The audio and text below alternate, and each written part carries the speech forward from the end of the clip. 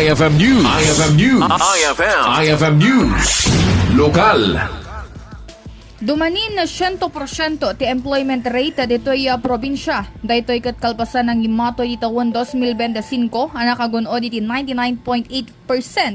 May dasig iti siya mapulugat 5% itawon 2023. May saraytoy karagdipan nakal ni Governor Cecilia Araneta Marcos aragupuanan ti administrasyon iti umuna atawon na. May naig iti raytoy na magasot 28 a job seeker tinakasapol ti panggadan na babaan iti programa nga isaysayang kat iti Public Employment Service Office wenno peso iti probinsya kas kumakarag iti job fair.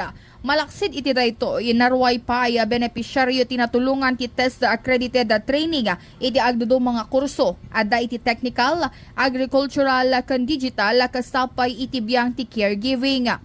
Iti work readiness program dagiti nagbalin nga benepisyaryo ket agdaman amang manggad iti Provincial Government of Ilocos Norte.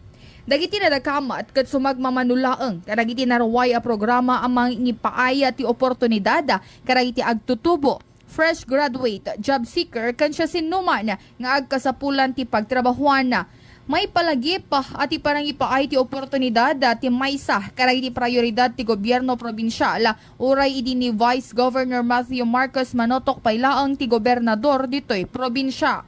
Gapoy ti daytoy intultuloy ni Governor Araneta Marcos sa dagiti narwaya programa tapno saanen akalikaguman dagiti kakailyan ti mangged iti sabali a lugar ken saanen nga umadayo karagiti bukod da a pamilya ditoy Ilocos Norte. Para iti IFM News, Idol Bernadette Toledo, Tatak, IFM. IFM News. IFM News. IFM News. Lokal.